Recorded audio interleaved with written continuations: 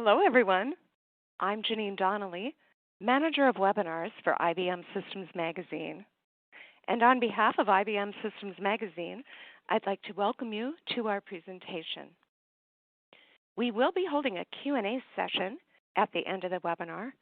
You may ask a question at any time during the event by entering it into the Q&A panel. If you experience technical difficulties during the webinar, please use the Q&A panel to alert us, and someone will assist you. You may download a PDF version of the slide deck by clicking on the drop-down menu labeled Event Resources. You'll find that on the left side of your screen. And know that you can download those right from the platform without being disconnected from the webinar. Today's webinar, Why Migrate When You Can Modernize, is sponsored by LANSA. Our featured speakers today are Yad Jara and Eugene King. Yad drives LANSA's international marketing efforts.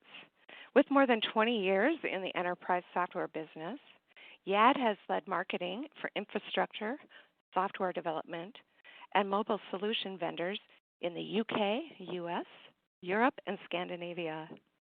Yad has a unique perspective on market growth and direction and a strong appreciation of enterprise and end-user expectations. Eugene is a pre-sales consultant who has over 20 years of experience with LANSA and has worked with LANSA customers across a wide range of industry verticals on new development, modernization, integration, and mobile and web projects.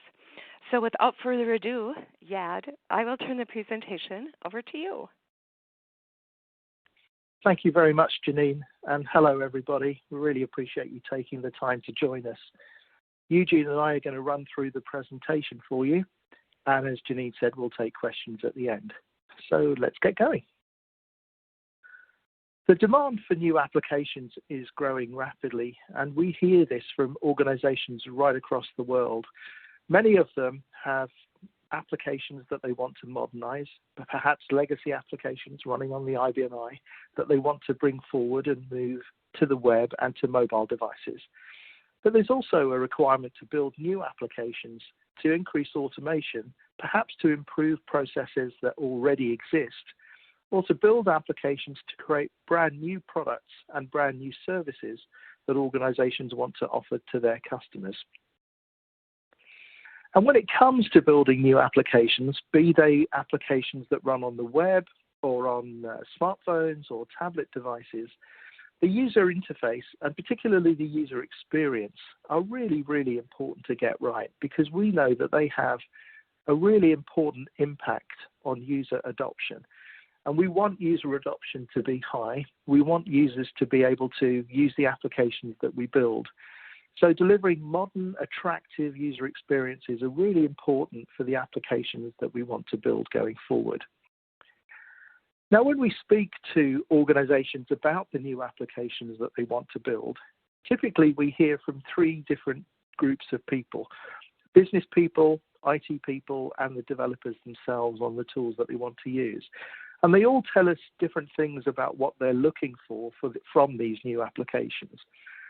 And business people typically tell us that they are coping with rapidly changing market conditions and new entrants coming into those markets. And I'm thinking a lot of, we've heard particularly in the last few years of disruptor technologies coming in and changing the way a market has operated. I'm thinking of the likes of Uber in the taxi market or Airbnb in the accommodation market, where they've come in and often changed the terms of business in that particular market. And they've done it through implementing new applications, especially on mobile devices. But a lot of the organizations that we talk to tell us that they not only want to compete with those organizations, they have leapfrog innovations that they want to deliver, and they see technology as the way of delivering that. So they have applications that they want to build that give them a way to really innovate, and they're looking for tools and techniques to make that possible. And of course, business people also tell us that they're looking to maximize the potential from their IT team. And of course, that's really important. IT people have a different set of challenges, and when it comes to building new applications, the workload and the application backlog that seems to be continuously growing is one of the biggest issues to address. So the business is making ever greater demands on the IT and application development team to build the applications that they want to, and the backlog is growing. So what can we do to help address the workload and help clear the application backlog? And for organizations who are running on IBM I, the question always comes up, do we need to migrate away from the platform, or can we modernize some of the applications that we already have? Or can we do a mix of both? Can we create brand new applications, potentially with the back end still running in the IBM I environment that we know and love? Or do we need to move completely away from the platform? And those are questions that we're going to try and address on the webinar today. Access to skills, access to the right skills to be able to build the applications that you want to is critically important, as is developer productivity and helping developers be able to create the applications in a timely manner. Risk, potentially when moving between platforms or when migrating from one platform to another, is always an important issue. So anything we can do to reduce or mitigate that risk is going to be helpful. And for IT managers as well, shadow IT is sometimes a consideration that's important to also address. And when we speak to developers, they may have existing applications that they've been working on, building and supporting, sometimes for many years, that they now need to take to the web and to mobile devices, and they need tools and techniques that will help them do that. Learning development techniques, but not just development, also testing, deployment, and other tools and techniques are really important across the entire life cycle development for an application, as well as maintaining existing apps, especially when new developers join the team or existing developers move on. Those are just some of the challenges that we hear on a regular basis. So let's take a look at some of the most common modernization strategies out there. You'll see that the ROI scales greatly as you move through the different modernization journey, from quick tactical wins on the left-hand side of this chart to more strategic options on the right. The first option I want to talk about is instant graphical user interface, or screen scraping, if you will. Screen scraping is a quick win, but the return on investment is low because you're not really adding a lot of value other than better presentation. Next up is the ability to enhance that user interface or enhance those refaced screens with better navigation, better controls, integration with other applications such as Word and Excel.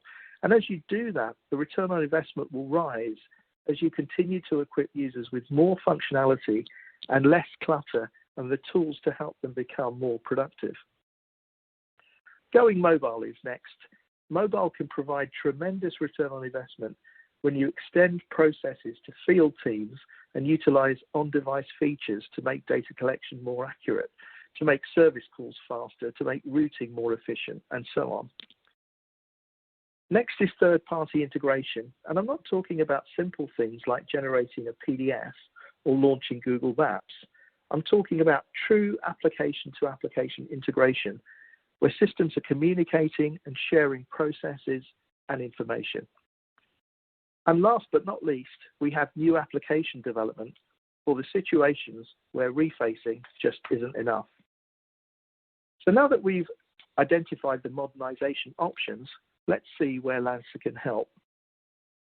My guess is that when most people hear the name LANSA, they think of Visual LANSA, which is a leading low-code development platform for quickly building IBM I web and mobile applications that can integrate with just about anything. Well, LANSA also has a product called Axes, which is a refacing tool. Actually, in some ways, I don't really like calling Axes a refacing tool because it's so much more than that. It's much, much more than a screen scraper. You can enhance the generated UI, take your applications mobile, and integrate with third-party solutions. Now, when you combine Axes with Visual LANSA, that's where the magic happens. And it's where RAMP comes into play. RAMP closes the loop between Axes and Visual LANSA and provides companies with the most elegant way to blend the best of refacing with new modern application development. And that's what Eugene is going to show you when we get to the demonstration in a few minutes. So let's take a deeper dive into each one of these modernization options, starting with Instant GUI. Axes enables you to transform your 5250 screens into a modern web interface instantly. Without having to change a single line of code, you just install it and go. There's really nothing more to do. Also, Axes doesn't need access to source code. It uses the 5250 data stream. So that package you may have bought 20 years ago that didn't come with source code, well, that can be modernized too. Axes has a dynamic architecture, which means that application changes are reflected immediately without any action on your part, eliminating any double maintenance. And last, there's nothing to install on the client device. You could download Axes immediately after this session, install it on your IBM I, and have your users securely accessing your IBM I even before you head home for dinner. There are no Windows servers to set up, no handlers to deal with, no pace, just pure IBM I. So next up, let's look at enhancing the user interface. Axes includes a global rules engine, which allows you to quickly update and enrich the user experience for all of your applications by changing the default recognition rules. In addition, you can enhance or alter or hide content on a screen-by-screen basis using some of the UI controls listed below. Now, not all refacing tools are the same. Some require HTML and CSS skills to make modifications, but Axes isn't one of those. No HTML or CSS skills are required with Axes at all. Also, Axes enables users to manage spool files and output queues from the browser. You can view, print, download, and delete reports from your computer or tablet device, or save them as PDFs, Excel, or Word documents.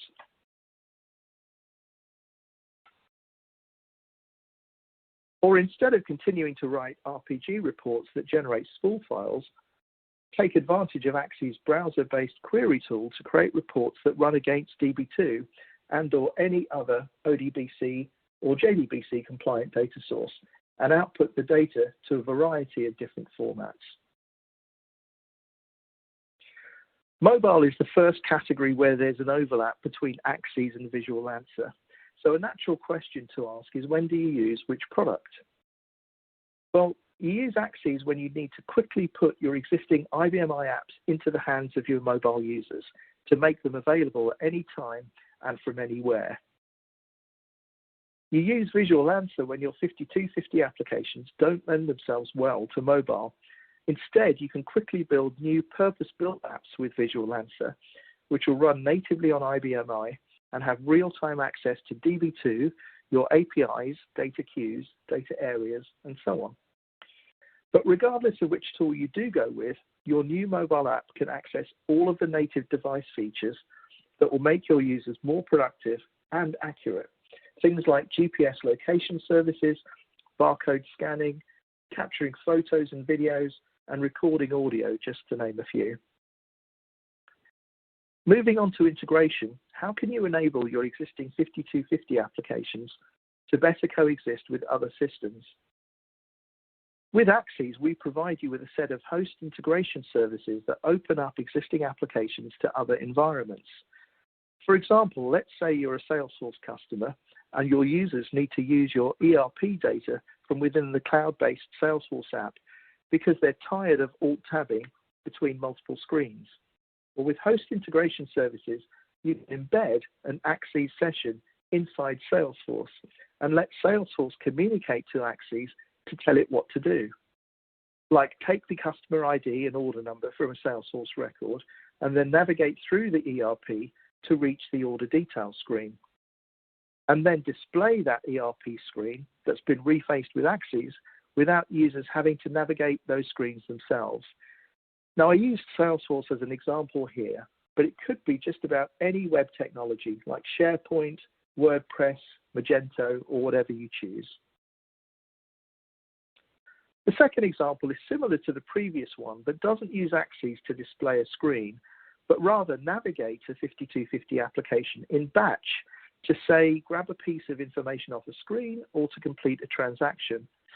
Imagine you have an application that calculates a user-specific price, but that code is not in a callable API. With Axes Host Integration Services, a third-party app could navigate the screen where the price is displayed, capture the price from the green screen, and return it to the calling application. An entirely different option is to use Visual LANSA to create RESTful services. What is a RESTful service? Well, RESTful APIs are the standard way of calling application routines over the internet or over the web. So RESTful sessions provide services to applications running across the web. And the reason you might want to do this, well, there are a few different reasons you might want to provide services as RESTful APIs. Primarily because they become one of today's most widely used integration methods, but also because Visual LANSA makes it really easy to create RESTful services that run natively on your IBM I. And thirdly, since Visual LANSA integrates with Axes Host Integration Services, your RESTful services can access information not normally available to other apps, like in the pricing example that we just talked about. The last modernization topic we'll discuss today is new application development, because sometimes applications or updates to an application go beyond the reach of modernization itself. And this is where Visual LANSA really excels. Since it's a low-code development platform, you're able to build quickly, or you're quickly able to build responsive web and mobile applications much faster than using traditional development tools. Our customers typically tell us between 3 and 10 times faster, and that makes a huge difference to the time to market it's going to take to deliver new applications to the business. And plus, when you consider that most of us also have cloud, Windows, or Linux servers in addition to the IBM I, Visual LANSA's cross-platform capabilities mean that you can use LANSA for all development within your organization, not just on the IBM I. And as mentioned before, with RAMP, you can repurpose 5250 apps inside Visual LANSA's feature-rich application framework without writing any new code, which separates it from all the other modernization tools because it provides a natural transition into new application development where you can slowly replace specific refaced 5250 apps with new ones and have refaced and new programs living right next to each other within the same application. So a common question we get is, if I need to rewrite an RPG program using Visual LANSA, how long is that going to take? Well, I can't necessarily answer that with a time because, of course, every application is different. But I can report that our customers tell us that there's a 70 to 80% reduction in the number of lines of code that they need to write. So if you're going to need to rewrite a 1,000-line RPG program, you're probably looking at a couple of hundred lines of LANSA. Not only is the new program smaller, but it's also cross-platform and future-proof. So working together with organizations, we've worked together with thousands of other organizations and other IBM I companies across the globe. LANSA can be your trusted advisor and technology partner to help you navigate through your modernization journey. So what I'm going to do now is hand over to my colleague Eugene Kim to show us some of these tools in action. Eugene, over to you. Thank you, Yad. Let me just check to make sure that I'm sharing my screen. Everybody should see a screen that says demonstration. Okay. So good afternoon, everyone. For the demonstration, I'm going to take you on a journey. And the journey is going to show you how we can go from a green screen application to leveraging that green screen in a modern web application. And to do that, what I want to do, first of all, is take you through the various component parts that make up LANSA's modernization strategy. Firstly, there's LANSA's refacing tool, Axes, which transforms your 5250 screens on the fly. The second is the low-code platform, Visual LANSA, of which Visual LANSA Frameworks is an integral part. And finally, there is RAMP. And these are the three component parts. And we'll go into each of these in a little bit more detail now. So Axes, as Yad has already mentioned, can be quickly installed on your IBM I, normally within 20 minutes. And once it's installed, it will transform your 5250 screens and allow your users to access that application over the web. Now here's an example of a simple screen using the default rendering. This is what the screen would look like out of the box. Optionally, you can further enhance the screen by changing the default rules to suit your requirements and apply changes automatically across all screens in the application. You can also add additional functionality using the Axes development tool, and I'll show you how that works now. So I'm just going to jump across and open up my browser. The other thing to note as well is any development or anything that we run when we're using Axes is over the browser. So whether we're doing development or just running our screens, we can use either Firefox, IE 11 or above, and Microsoft Edge. So I'm just going to quickly sign in. And I'll pick up my password and then log in.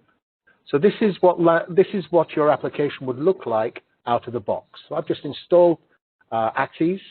I've now accessed it over the browser.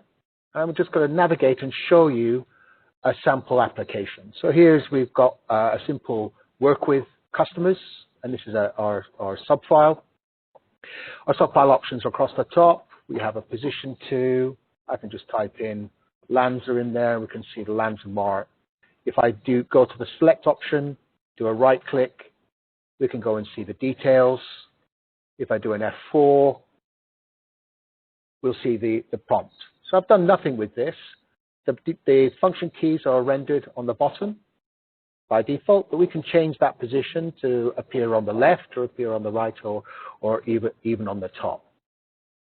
So that's what we get out of the box. And I could just navigate around it like I would any typical 5250 screen. So let's have a look at the address details. So we can see all the address details there. And again, we can just press the function keys or use the mouse, and we can go in and have a look at the web details. So that's what we get out of the box. But then what we can do is, and we'll take a closer look at this in a minute or two, is we can enhance the rules, the basic rules, so that we can get a better looking web page. So I'm going to open up another page here. So now it's asking me to sign in again. So again, I'm just going to use the same credentials and log in. So now you see it looks slightly different. So I've applied a different fonts. The buttons look completely different at the bottom. You know, they're blue and they're, again, they're completely clickable. So I can just press enter. I've changed the menu system. Yep. So going from the simple 5250 menu system, I've now replaced it with this style of menu. And from here, I can then go into customers. And again, we can see the position to, this time slightly different. Remembered what I typed in last time. Press enter. And again, just do a quick click, and I can look at details. So we pull up the details. Again, you'll see it's slightly rendered different. Again, this is a global styling rule. So I've set up a rule which applies to all of the 5250 screens. And that includes things like this discount code. So where I had a prompt box previously, now I have a percentage drop down. And I can select it from there. And I'll show you how we can set that up in a second when we get onto the development side. If we have a date field, we automatically get a date prompt. So all it does is identify that this is a particular date field. And then if it's a date field, it adds the calendar prompt. I'll just F12 out of that one. And likewise, if I go into the web, we'll notice now that all of the yes/no fields have been replaced by checkboxes. I now have a hyperlink to open up my mail, my default mail server. So here I can then send a quick email. And we also have a graph style, which with the radio buttons, which are now rendered as radio buttons. And again, they are global rules that I can set up. So let me just go back to the address screen. So we'll see here now, this is the address information, and I've added some additional functionality here, which includes a Google map. And all that is an extension that I pass the address information into, and it then, I can just click on it, and then it then shows me the address details. But I want to do more to this screen. So I notice here that I've got the billing and shipping, and that's a yes, no field. So I want to replace that by a checkbox. And I've got the billing state and the shipping state there, and I want to replace those by drop-down boxes. So to do that, I'm going to go to my LANSA homepage, to my Axis homepage, and I'm going to select my developers tools. So as a developer, I can have a number of different projects defined, which have different stylings and different controls and extensions active for the projects over the same 5250 application.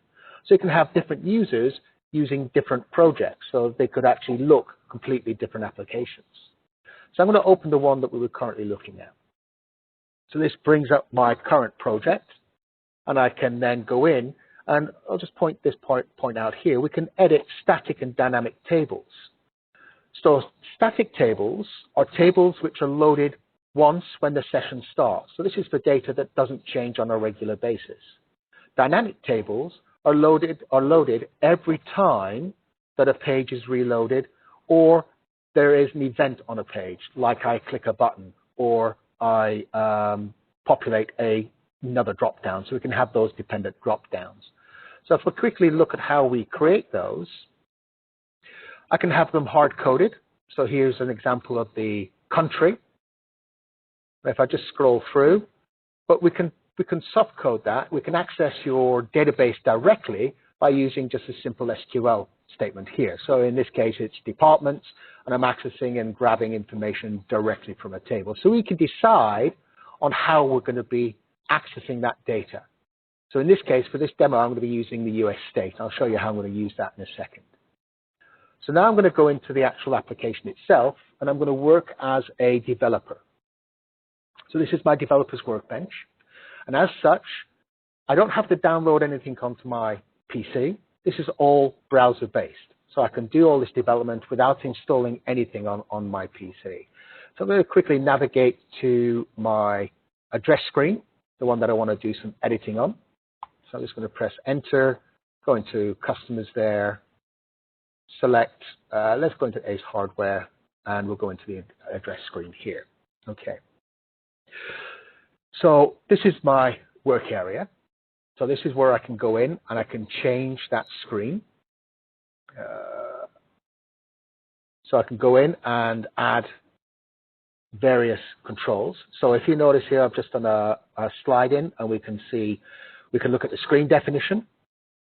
So this is all the various things that are defined on the screen itself. We can go into our extensions. So this is the extensions which are active on the screen. So whether that's a radio button, a checkbox, or a drop-down, we can set that up. And now we have an option of either defining a visualization rule on the screen itself, or what we can do is we can go in and we can define it on a global basis. And we can do that by using our auto GUI validate rules here. From here, I can determine where the function keys are displayed. So whether it's left, right, top, or bottom. So you can see I've got it on the bottom. How subfiles are recognized, and what we do with the subfile options. So we can set those validation rules up there. But we can also set up global rendering rules. So here you see a list of the ones that I've currently got active. And the one I'm interested in is the state. So I want to replace the current state with a drop-down. And to do that, I set up that validation rule. I then set up the identification rule. So in this case, what I'm doing is looking on the left-hand side for a label that contains the value of state, and then that the target is input capable. So that's what you're seeing here. Now with this contains, you can use regular expressions. Yep, so you can use the regular expressions to identify patterns of labels or patterns of text.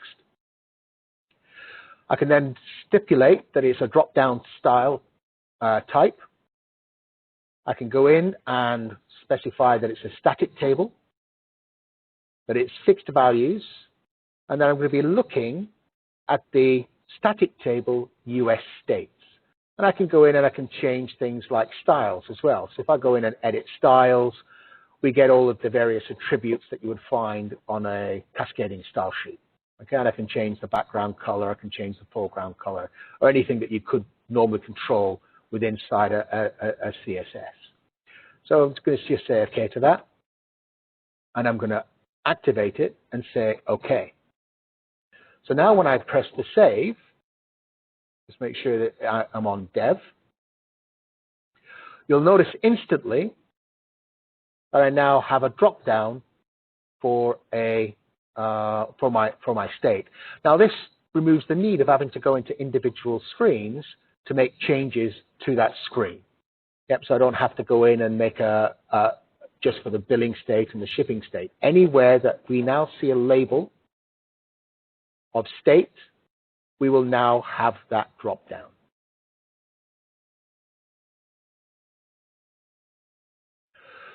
So that was just quickly showing you what you can do with the Axes refacing tool.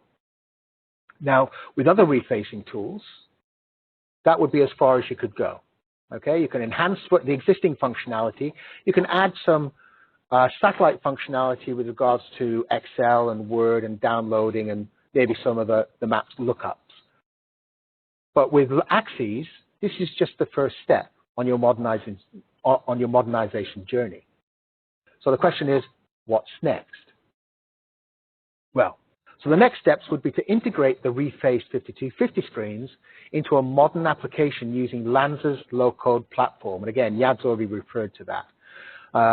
Just to reiterate, that LANSA's low-code platform accelerates application development by eliminating the need to master the multiple technical skills normally required to produce software applications. You don't need to know HTML. You don't need to know JavaScript or C++. You don't need to know CSS3 or JSON. Yeah, you just use the single language which LANSA provides. And it's with this single skill set that a developer, once mastered, will be able to develop different applications across things like mobile devices, web-based applications, servers, and cloud platforms with that single skill set. Now, the Visual LANSA framework is a key part of that platform, and it's an integral part of LANSA's IBM modernization development approach. It is used to design, implement, and deploy Windows desktop or web-based browser-based applications. For the demonstration, we're going to be focusing more on the web side. Now, the term Visual LANSA Frameworks is quite a mouthful, so from now on, I'm going to refer to it as the VLF. Now, the VLF was created to answer a simple question.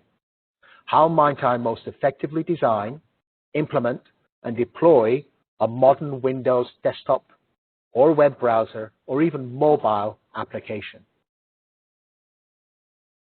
The third and final part, which is integral to the VLF, is RAMP. Now, RAMP is a re-engineering tool that lets you rapidly consolidate your IBM I applications into the VLF to create a composite application. It allows you to reuse the best parts of your current systems and augment them with the new functionality your users have been requesting. You could then, if you want, incrementally replace the RPG or COBOL programs with new components. So let's take a look at this example. So we're going to go back to a 5250 example. So typically when you're looking at a 5250 app, you would need to sign on to the application. Once you've signed on, you go through some sort of menu system. You then may have a search that results in a subfile. And then finally get to the screen where you want to do work. Now this is a fairly simple, flat menu structure, but some of the applications I've worked on in the past have been very complex with nested up to 10, 15 different menu options before the user got to where they needed to do the work. Now, the navigation screens themselves we refer to as junctions. These are just a means to an end. We don't really need to see those. What we really want to see is this destination. And RAMP itself will handle all the junctions in the background to finally give us that destination. And it's that destination which is then plugged into the VLF. We don't make any changes. We don't change the underlying behavior of our application. We're not even accessing the database when we do that refacing. It's just using your 5250 data stream and capturing that information from there. So let's take a look at that in action. Again, I'm going to pull up my browser, open up a new tab, and this time we will go onto my ramped application. So this is the VLF. So this is the Visual LANSA framework, which is part of the Visual LANSA development environment. It's asking me to sign in, but I could quite easily use Google or Active Directory or even Facebook to sign in if I activate that functionality. But for this case, I'm just going to be using my IBM profile. So now what we're going to see is the new sitting alongside the old. So the first thing we see is new. So this is an example of a very simple dashboard that contains a number of KPIs. Yep, so it's got my top 10 customers. I mouse over, it shows Lowe's Hardware, Home Depot. So that's a bit of new development that we've created to allow us to show some key pieces of information to the user when they first sign on. When I select the hamburger menu at the top, I get a nice little sliding menu. And again, one of the things about the framework is that think of it as a scaffolding for programmers. All the common features that you would find inside a back-office style application are contained or already created out of the box for you, like your menuing system, the system settings, slide-in boxes. They're already there. What we're doing is modularizing, and we can plug in pieces of code as we create them into the system.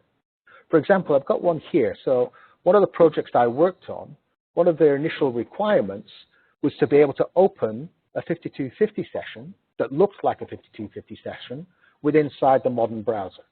And this is what we have here. Okay, so let me just press enter on that. So we have that opening up there. And you notice I didn't have to sign on. It's automatically signed on using the credentials that I use to sign on to the actual framework itself. I've opened up a second session. This one, however, is using a different project. This is where we have our projects. I can change the magnification to make that a little bit easier to see. Yeah? But it then allows me just to then, if I haven't got to the part of modernizing a specific piece of my system, I can still give those users access to that system through using this method. But what we're interested in is how we can reuse that customer information that we saw previously. So I'm going to pull up a search. So what you see here is a new piece of coding. So this is our search and our results list. And this has been generated using a template, a wizard. Okay, I've just told it what database to look over the top of, what information I want to see, and that I want an image.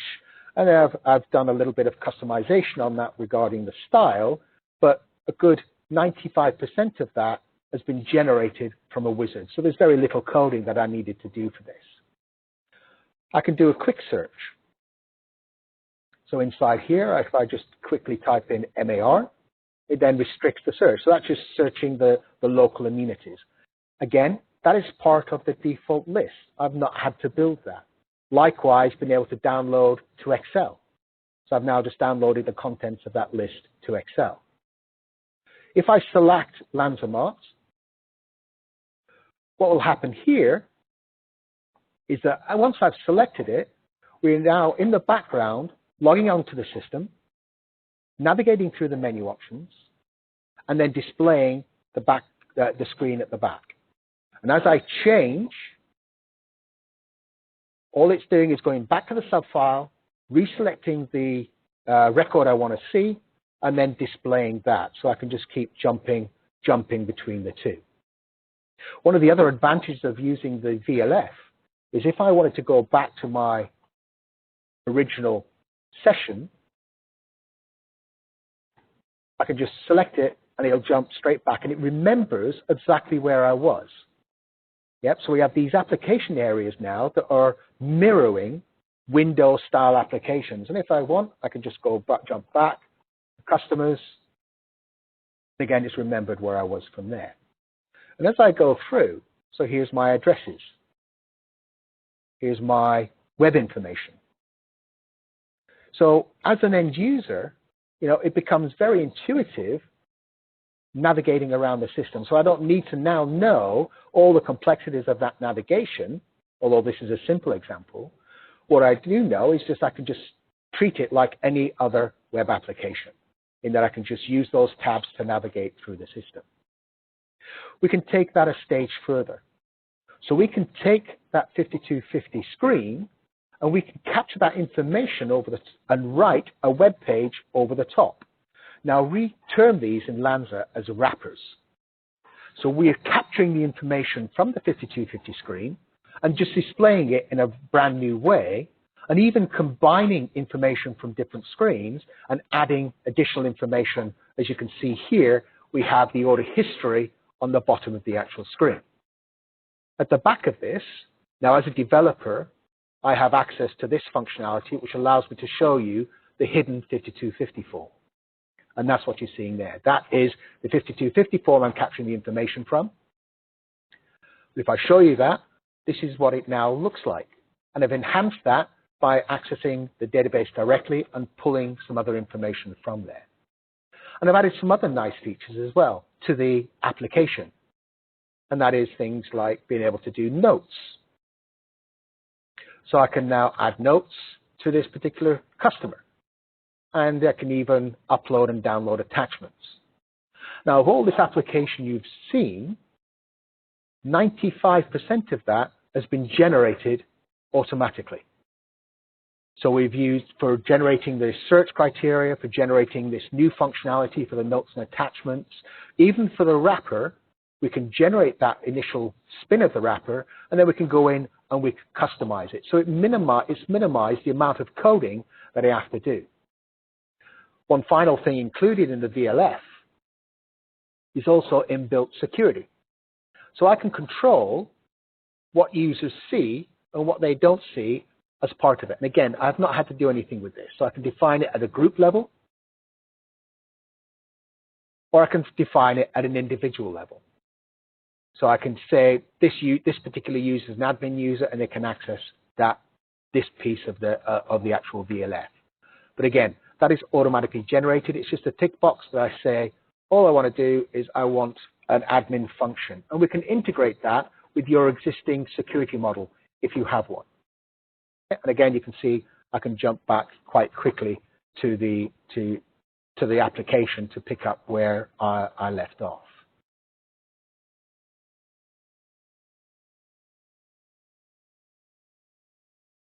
Okay, so that concludes the demonstration.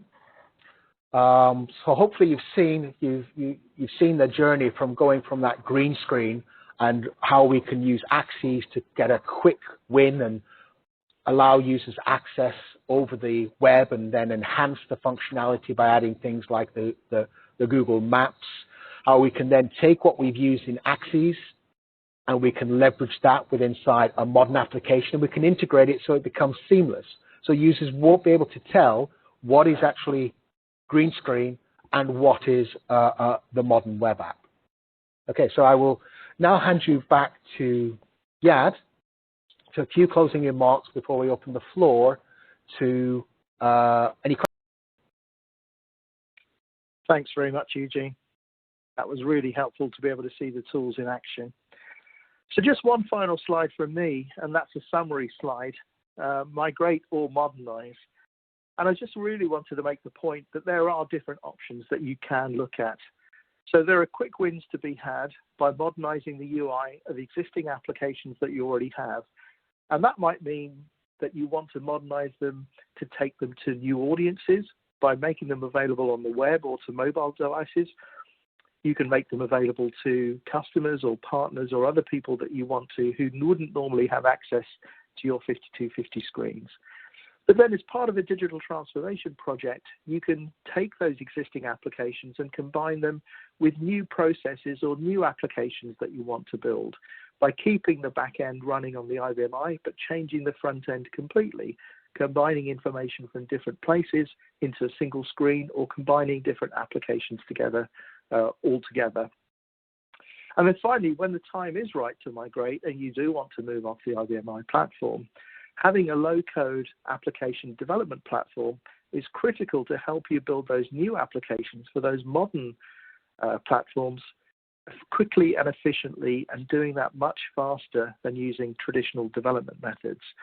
So whether you're updating existing applications or making simple changes or wanting to build brand new applications as you move to the web or mobile, we've kind of really got you covered with different tools that can help at every stage of that.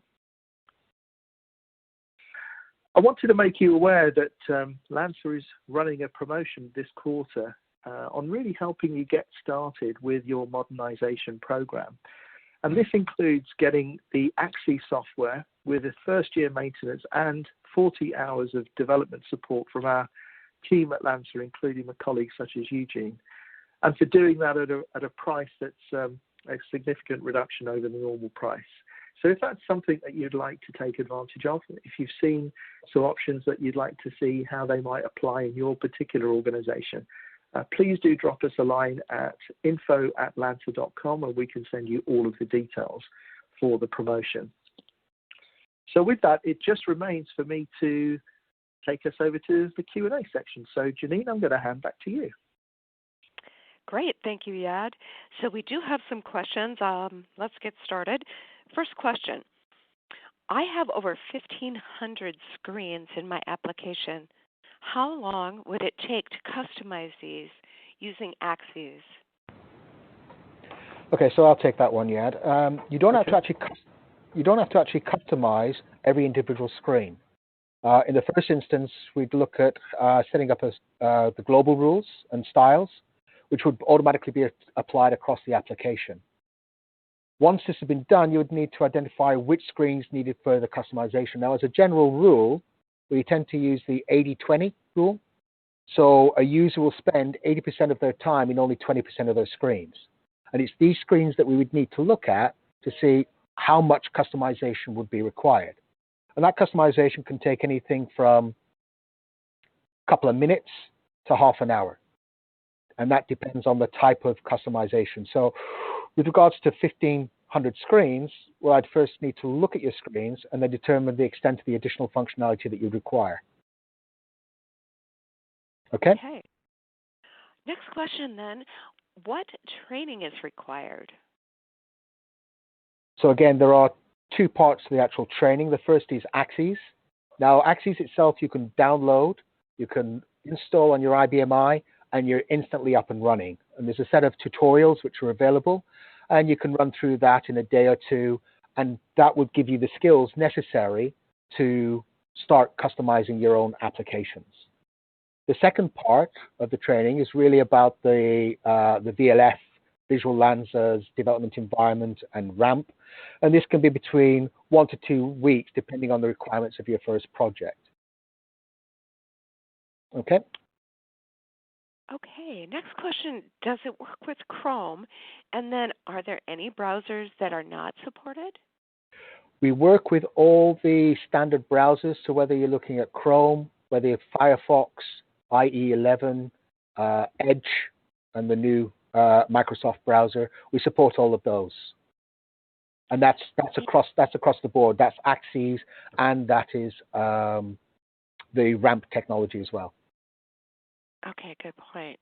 The next one kind of similar, but what versions of the operating system are supported? Okay, so if we're talking about the IBM I, we'll be looking at Axes is 7.1 and above, and that's 4.2 of the Axes product. And for the RAMP portion, we're looking at 7.2 and above. Great.